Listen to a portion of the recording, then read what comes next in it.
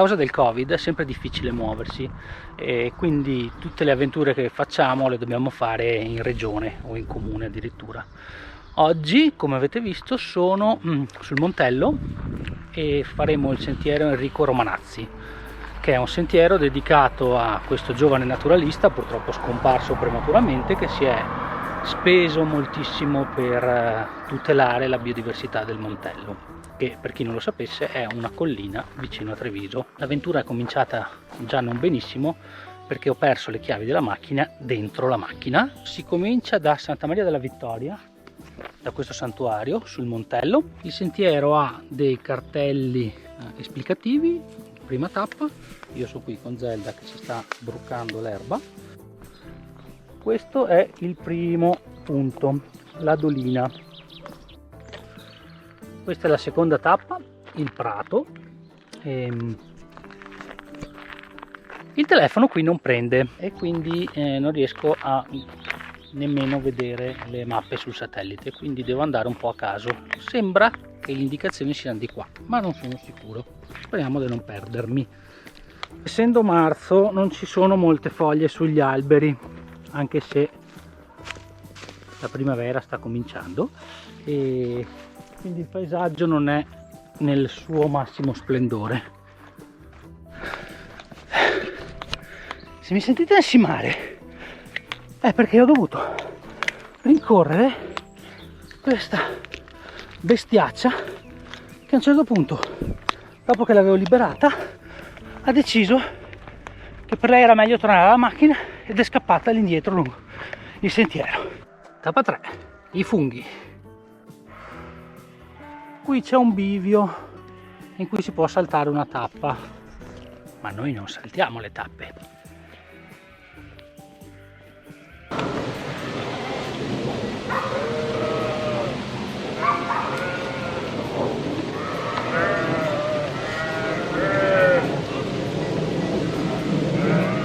Questa è la Val dell'Acqua, come si può vedere dal fatto che c'è dell'acqua sotto. C'è un signor cane pastore che non ha voglia di riprendere il suo percorso con le pecore.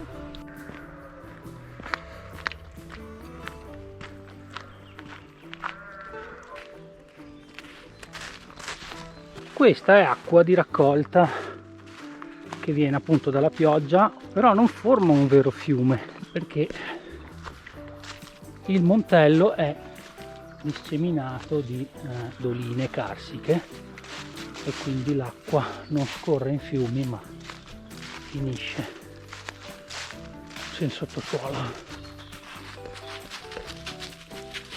Fino adesso è un bel sentierino, è praticamente piatto, è immerso nel bosco, ovviamente essendo boschi non di conifere, adesso gli alberi non hanno foglie e quindi non c'è un po' di verde. Io in questo momento sono un po' fuori dal sentiero perché sto girando la Valle dell'Acqua dall'altro lato. Poi il campanile è il punto di partenza del sentiero. Qui ci sono due belli asinelli che però non sembrano molto amichevoli, infatti mi guardano male e soffiano. Ciao pecorelle. Questo è il punto 5, Robigneto, cioè un boschetto di robinie. Qui si sta su stradina, però praticamente non c'è nessuno. I cavalli fanno un sacco di cacca. Qui siamo al punto 6, il carpino bianco, che è quello lì.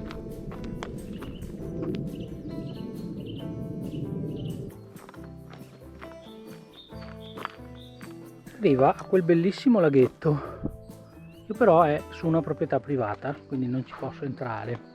Adesso cammino lungo la rete per vedere.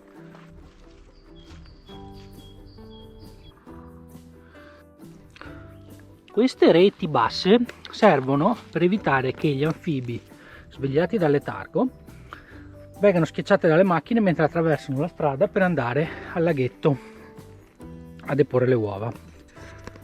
Di notte ci sono dei volontari che fanno da taxi per gli anfibi, cioè li prendono da qua e li portano di là. Il laghetto è un po' una deviazione rispetto al percorso, però è carino da vedere. Adesso bisogna tornare su e ribeccare l'anello del sentiero. Pare che negli anni 70 qualche genio sia venuto in mente di piantare pini americani sul Montello. La cosa non ha funzionato molto, non si sa neanche bene perché, nel senso che volevano usarli per l'industria della carta, ma non mi sembra che il pino sia proprio il legno giusto per fare carta. E vabbè, quello che ne resta è questa pineta qui.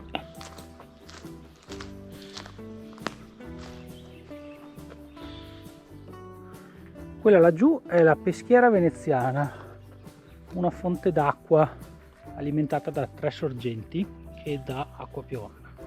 Interessante ubicazione per un campo da calcio. Il sentiero è un anello un po' strano, nel senso che ti fa ritornare spesso in strade che hai già percorso all'andata. Esempio di zebra a pois del Montello. Allora io dovrei andare di là, ma devo aspettare che passino le pecore.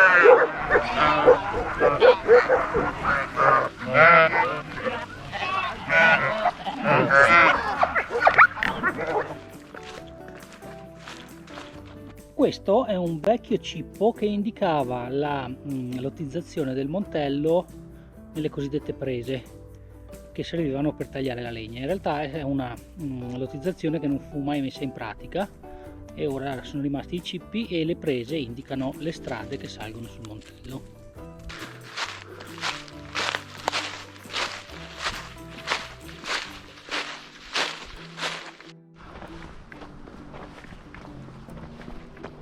Questo dovrebbe essere un punto panoramico, ma con la mia solita fortuna si vede niente.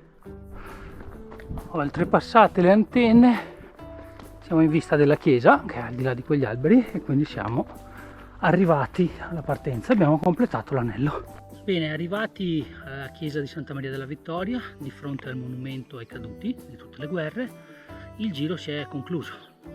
È un sentiero carino, facile da fare, impiega circa 2 ore. Se il video vi è piaciuto fatecelo sapere, iscrivetevi al canale. Io sono Diego, lei è Zelda e questo è Dai che manca poco.